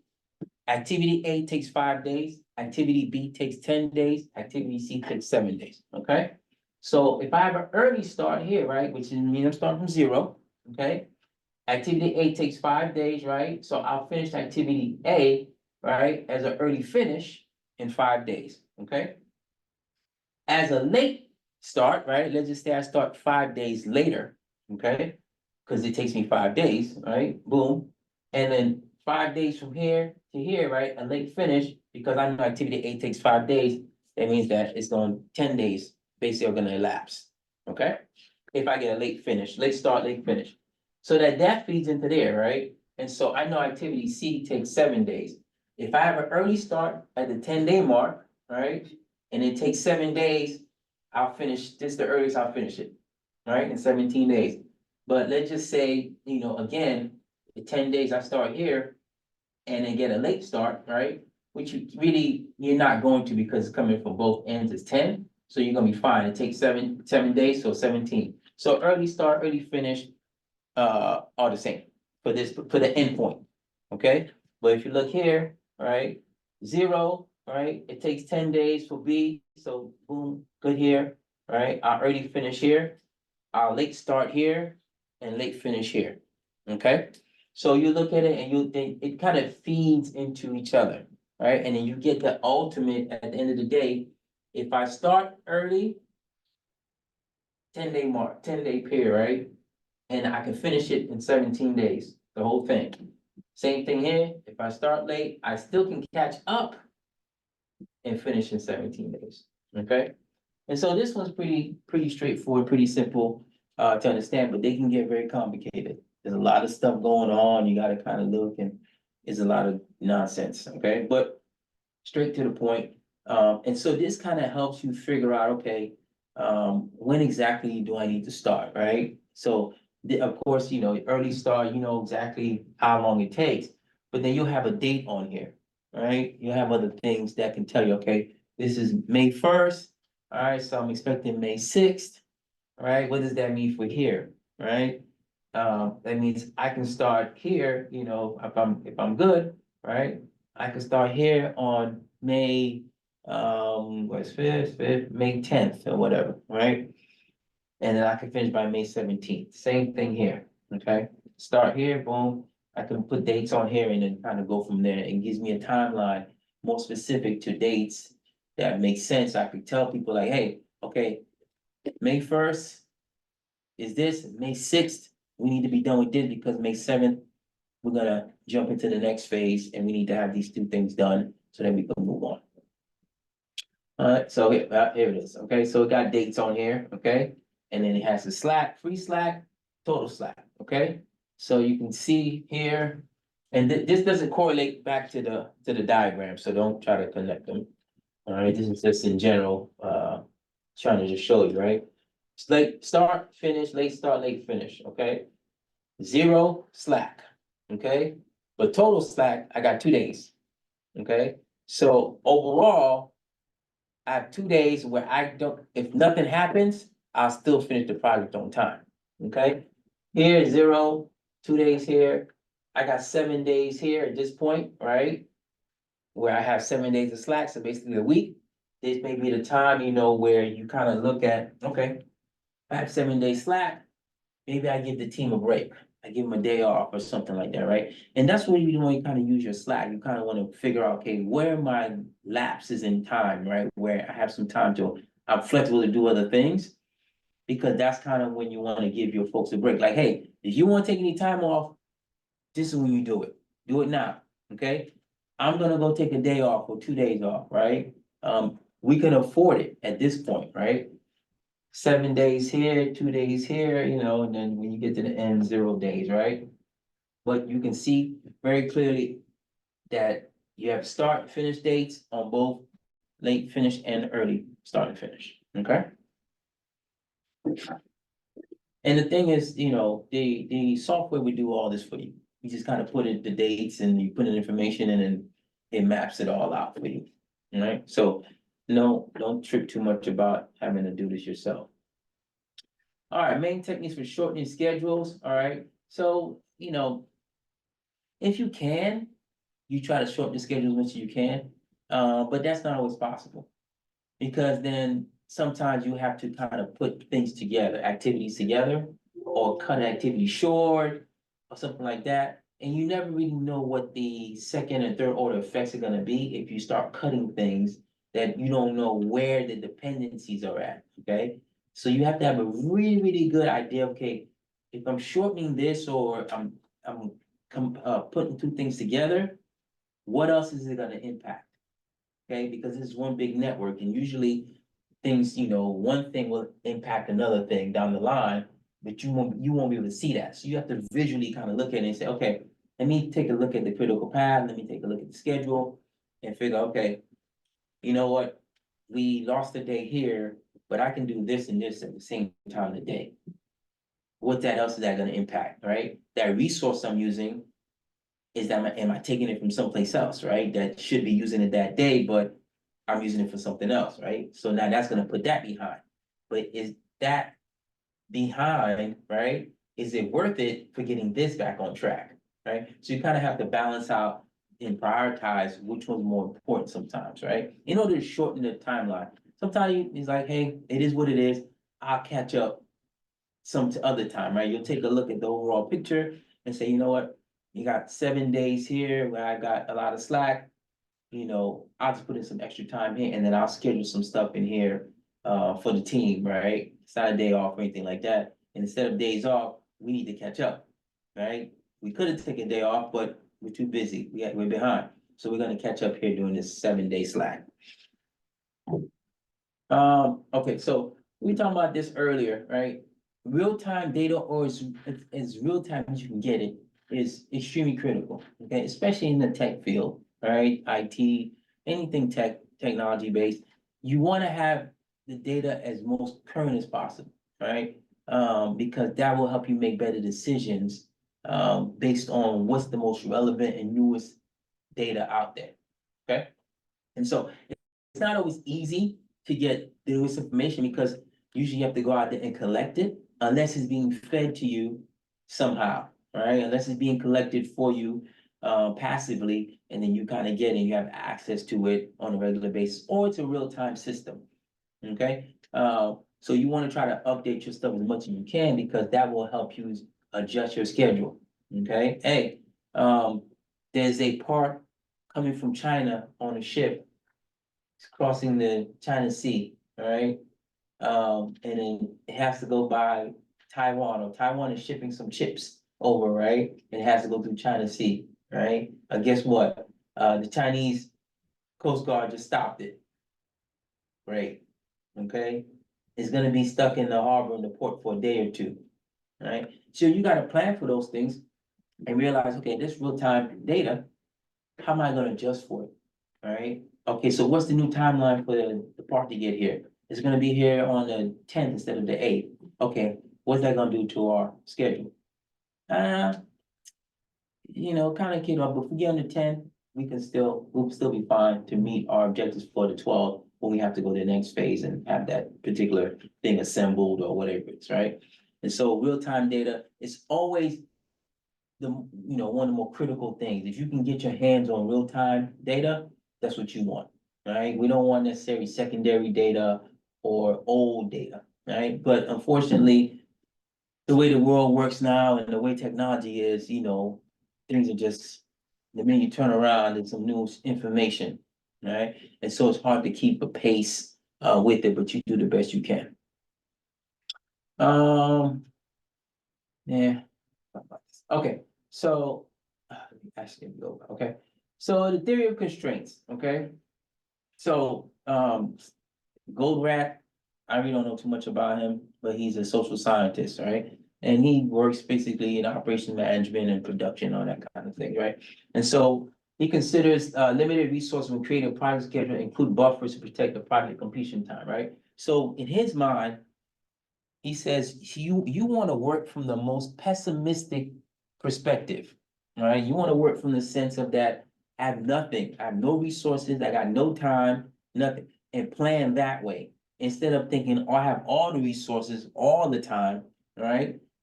And plan it that way, right? Because if you plan it where the bare minimum, you're probably going to have a more effective and efficient plan and approach to an execution to it, because you're working on bare bones, right? I don't have much, right? Like I said, with the $1 million in the budget, right? The buffer, right? $1 million and I have another 500,000 in reserve, right? If I told the team I had 500,000 in reserve, they might be doing some other things, right? They might make some different decisions. We have $1 million and that's it. They'll start thinking about the decisions they make, what they're purchasing a little bit more than if they knew like, oh, we got another $500,000, I can spend an extra $10 here, right? So you don't want that, right? And so his approach is try to keep, your planning to limited resources, limited time, and that kind of thing. All right. So here, this is an example of multitasking. All right. So again, we've been talking about multitasking already, right? But when you kind of look at what's going on with it, right? Sometimes, right? So 3 tasks without multitasking. And each task takes 10 days, right? Task 3 can be after 30 days, okay? Here, we're multitasking. Task 1 could be after 20 days, task 2 after 25, task 3 complete after 30 days. Now, task 3 here and here, whether you're multitasking or not, gets done in 30 days. Okay? But when you look at task 1 and task 2, right? They get 10 done 10 days here, 10 days here, but here, task 1's not complete after 20 days. Task 2's not complete after 25 days. Okay? So really, it's about when do you need these things done? Okay? That's how you decide whether you can multitask or not. And then, if you are multitasking, right? As compared to here, the resources again, right? Because here, I can allocate the resource strictly to this task. Where here, I'm spreading it around, okay? It's like having one IT network manager, administrator, and hey, just take care of this. Vice, hey, take care of all these 3. Okay, so that person may gradually, this is kind of how I work, sort of. in my life, right? I have a lot of things to do, and I like to chip away at each one a little bit at a time. I do a little bit here, a little bit here, a little bit here. I come back, a little bit here, a little bit here, and then by the time the day's done or the week is over, I've had them all done, right? But sometimes there's things I need to have done tomorrow or the next day. So I need to just focus more of my resources on that and my time on that. Well, I'm not worried about that. Not worried about that either.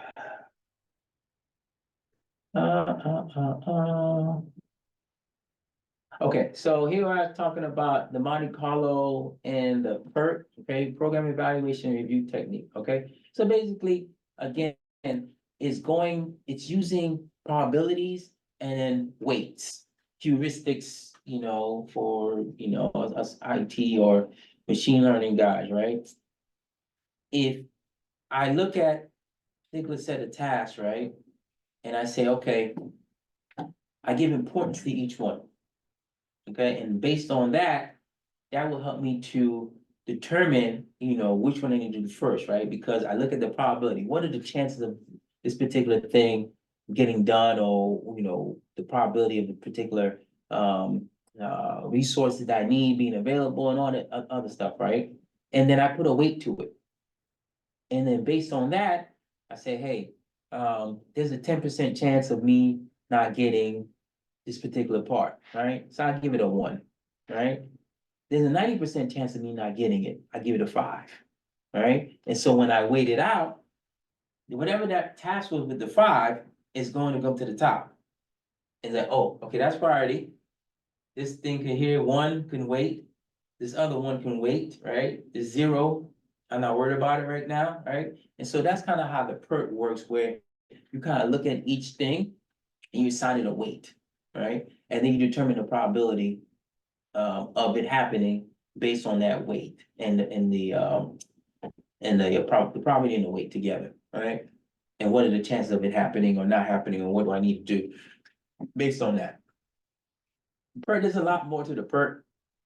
But I won't worry about it right now, okay? Just know that it deals with probability and weights, okay? Manifesto for agile software development. This talks to me about, let me see. Yeah, software,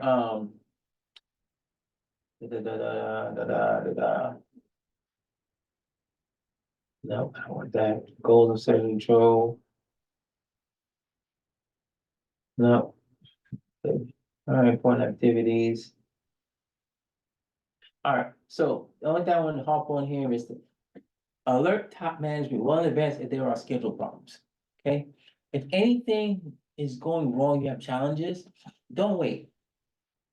Bad news doesn't get better with time, it gets worse. Okay, something's wrong, let your boss know, or let the people that are kind of relying on the project, let them know, right? So there's some realistic expectations, right? And you're managing those things, okay? And not let things fester or let your boss find out a different way. Okay, nothing worse than your boss finding something out that you should have told them, they found from somebody else, or they found out from their boss when they were getting their butt chewed. And guess what? They're gonna come find you. They're gonna give you some of that butt chewing, okay? Because like they say, it all rolls downhill, right? Okay, all the problems and comes down, never goes up, right?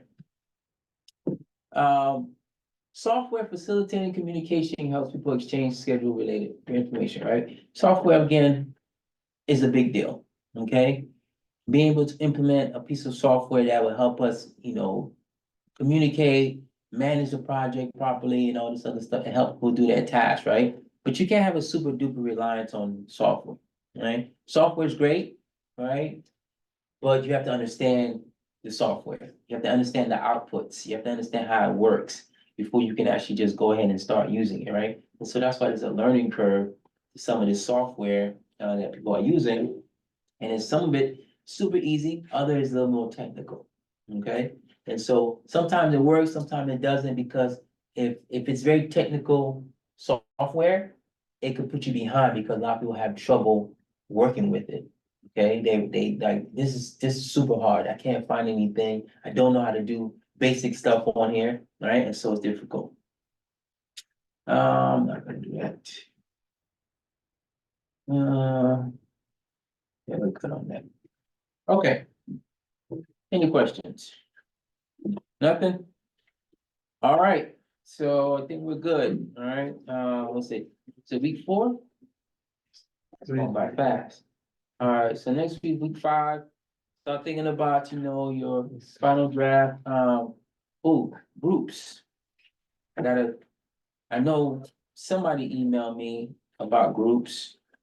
But for the case study, which is due week 6. Yeah, so still need to get I still need to put groups together, shit, forgot.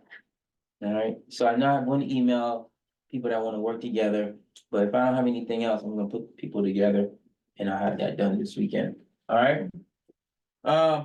Any questions on Zoom? No, sir. No, sir, all right then, that's that. I'll see you guys next week. All right, Sir. sir, Thank appreciate it. you. Yeah, Thank no you. doubt. You're welcome. Okay, no, you too. So I'll discuss something with you, Professor. Yeah, what's up? So for my title